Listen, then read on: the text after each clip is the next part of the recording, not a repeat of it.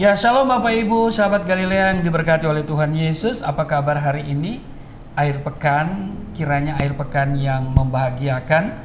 Dan saya percaya Bapak Ibu sudah punya schedule ya, kegiatan hari ini tentunya. Dan sebelum berkegiatan, mari kita sejenak untuk datang di hadirat Tuhan. Kita mau membaca dan merenungkan firman Tuhan. Mari kita berdoa.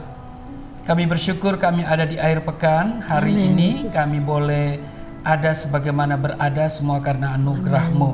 Engkau yang memberikan kami kesempatan untuk kembali menikmati akhir pekan, dan kiranya akhir pekan ini menjadi sesuatu yang membahagiakan bagi setiap kami.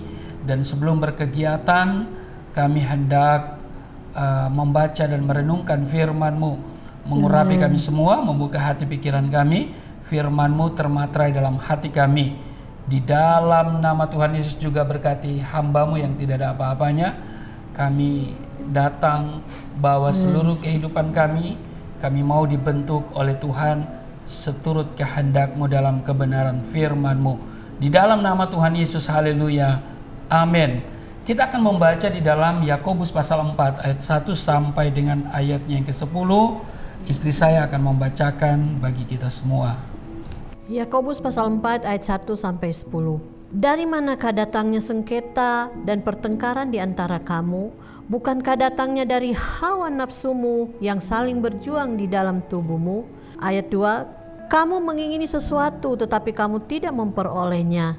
Lalu kamu membunuh. Kamu iri hati tetapi kamu tidak mencapai tujuanmu. Lalu kamu bertengkar dan kamu berkelahi. Kamu tidak memperoleh apa-apa karena kamu tidak berdoa. Ayat 3. Atau kamu berdoa juga tetapi kamu tidak menerima apa-apa karena kamu salah berdoa, sebab yang kamu minta itu hendak kamu habiskan untuk memuaskan hawa nafsumu.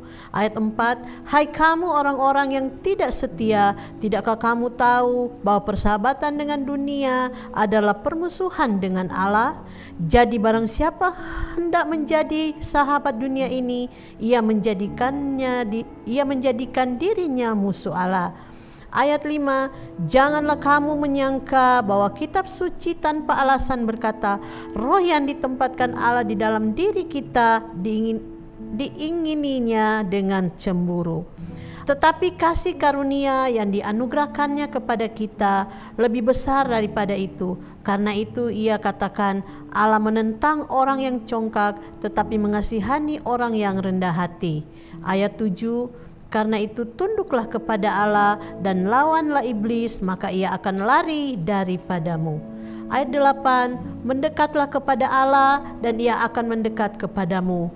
Tahirkanlah tanganmu, hai kamu orang-orang berdosa, dan sucikanlah hatimu, hai kamu yang mendua hati. Ayat 9. Sadarilah kemalanganmu, berduka cita dan merataplah. Hendaklah tertawamu kamu ganti dengan ratap dan sukacitamu dengan duka cita. Ayat 10. Rendahkanlah dirimu di hadapan Tuhan dan ia akan meninggikan kamu. Nah, demikian Bapak Ibu pembacaan di dalam Yakobus pasal 4 ayat 1 sampai dengan ayatnya yang ke-10 ini bicara soal hawa nafsu dan persahabatan dengan dunia. Persahabatan dengan dunia adalah permusuhan dengan Allah. Jadi kalau kita mau bersahabat dengan dunia berarti kita memposisikan diri menjadi musuhnya Allah. Nah, saya tidak akan membahas tentang itu, tetapi ayat 6 di bagian A ini menarik. Tetapi kasih karunia yang dianugerahkannya kepada kita lebih besar daripada itu. Kasih karunia yang dianugerahkannya kepada kita itu lebih besar. Kita perlu kasih karunia Tuhan. Amin. Amin. Rancangan Tuhan atas hidup kita adalah rancangan yang terbaik. Betul? Amin. Rancangan yang terbaik. Seperti ada tertulis di dalam Yeremia 29 ayat 11, kita tahu bersama ayat ini ayat hafalan. Sebab aku ini mengetahui rancangan-rancangan apa yang ada padaku mengenai kamu. Demikianlah firman Tuhan, yaitu rancangan damai sejahtera dan bukan rancangan kecelakaan, untuk memberikan kepadamu hari depan yang penuh harapan. Amin. Tuhan selalu memberikan hari depan yang penuh dengan harapan. Jadi bukan harapan yang palsu. Ada banyak orang memberikan harapan, tapi harapan yang palsu. Hanya menyenangkan telinga kita kan. Nah, Tuhan tidak hanya membuat telinga kita senang, tapi Dia berkuasa mengadakan bagi kita karena Dia berotoritas atas seluruh kehidupan kita. Dia berjanji akan membawa kita semakin hari semakin baik. Amin. Semakin hari semakin naik. Amin. Katakan amin dong. Semakin hari semakin tinggi. Amin. Amin. Supaya janji Tuhan itu digenapi, kita sangat membutuhkan yang namanya kasih karunia Tuhan lebih lagi. Apalagi di masa-masa yang sukar seperti saat ini. Betul? Hari esok sepertinya tambah suram dan gelap di hari-hari sekarang ini, ya. Kalau kita berjalan bersama Tuhan, semuanya akan baik-baik saja. Bukan hanya baik-baik saja, tetapi Dia membawa kita makin hari makin baik. Semakin hari semakin naik, semakin hari semakin tinggi, tinggi jabatan begitu ya. Amin. Haleluya. Nah, Bapak Ibu, Tuhan selalu memberikan kita kasih karunia yang lebih lagi. Amin. Tuhan segala-galanya. Amin.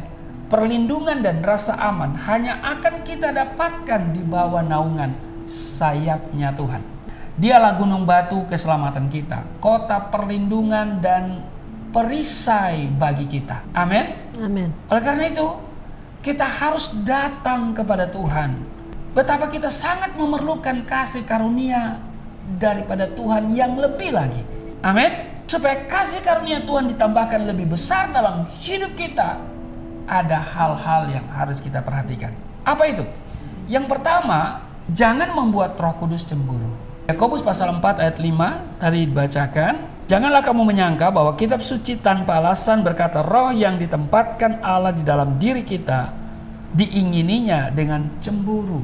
Ketika kita mulai bercabang hati, ketika ada ilah lain dalam hidup kita, ilah lain itu berupa harta, kekayaan, hobi, kegemaran, sesuatu yang menggeser posisinya Allah dalam hati kita, dalam hidup kita, itu sudah menjadi ilah. Itu namanya ilah lain. Nah, ketika ada ilah lain dalam hidup kita dan kita tidak lagi mengutamakan Tuhan, pada saat itu pula, dengar baik, Roh Kudus cemburu.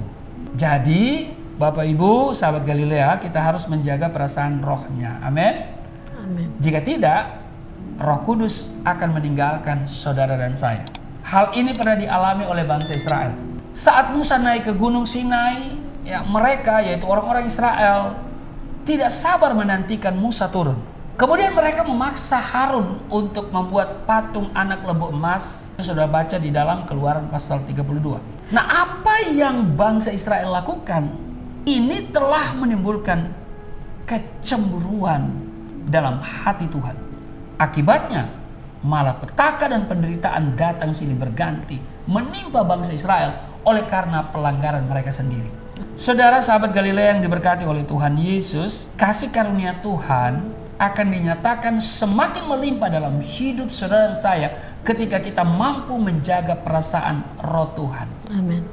Titus pasal 2 ayat 11 berkata begini, karena kasih karunia Allah yang menyelamatkan semua manusia sudah nyata. Jadi hal pertama, jangan membuat Roh Kudus cemburu. Yang kedua, kita harus memiliki penundukan diri kepada Tuhan. Apa saudara? Memiliki penundukan diri kepada Tuhan. Tunduk kepada Tuhan adalah bukti bahwa seseorang memiliki kerendahan hati. Firman-Nya dengan tegas mengatakan, Allah menentang orang yang congkak, tetapi mengasihi orang yang rendah hati. Amin. Itu yang kita baca tadi di Yakobus pasal 4 ayat 6. Kita harus menyadari keterbatasan dan ketidakberdayaan kita.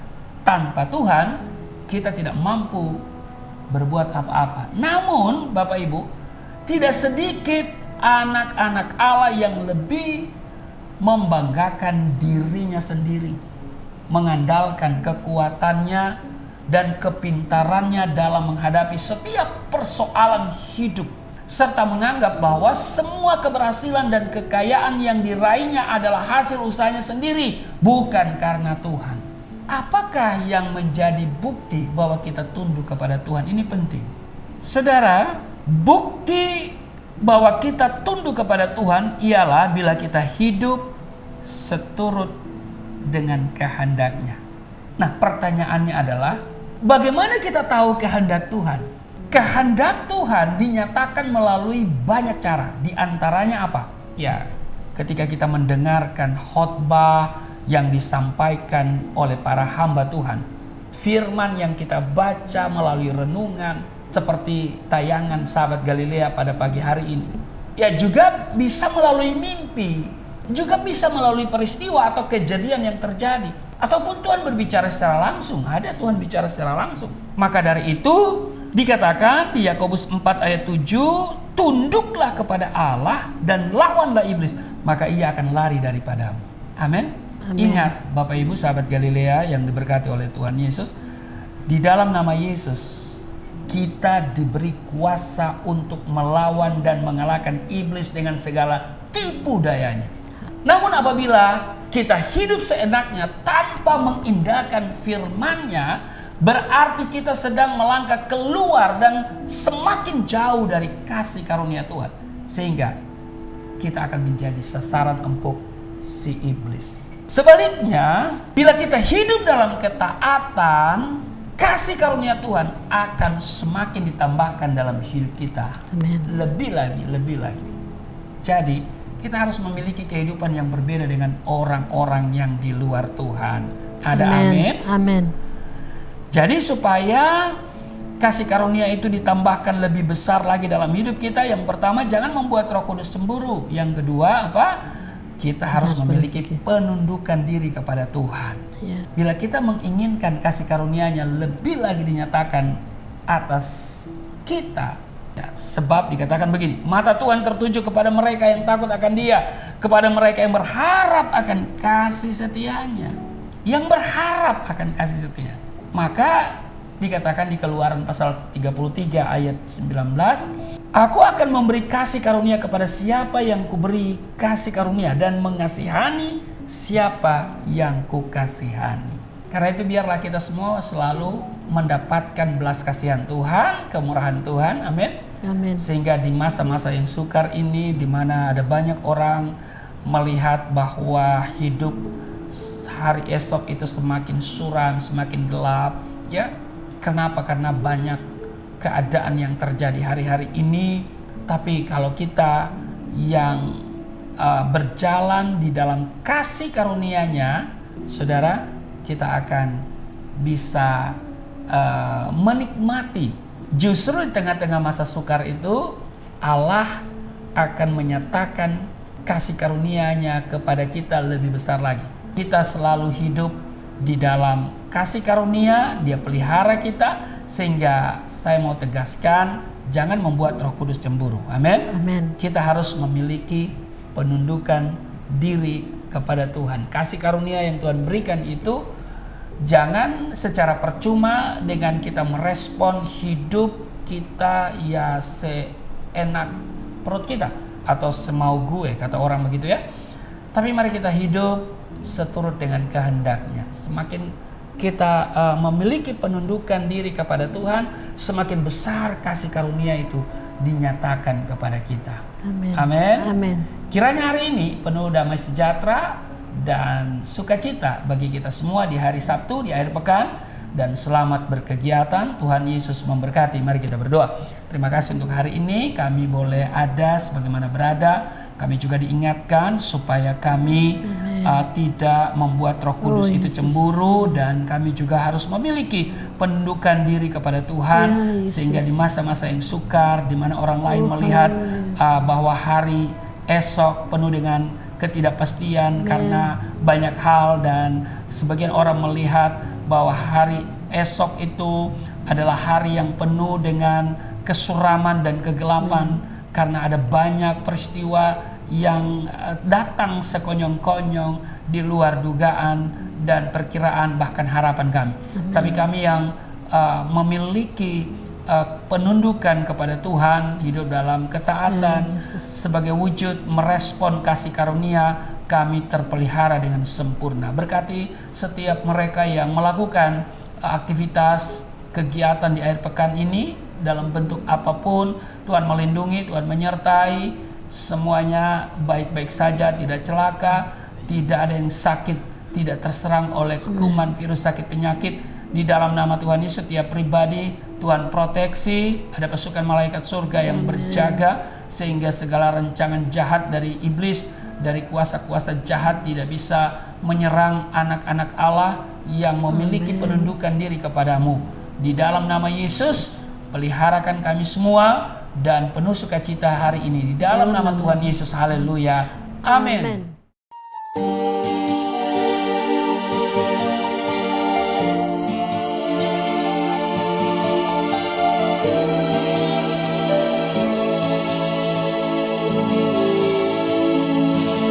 Bapa kami yang di surga,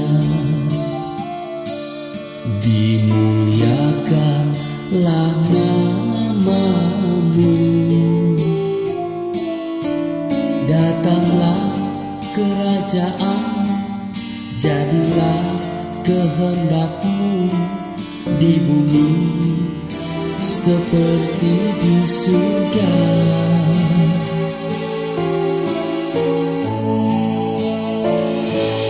Berikanlah kepada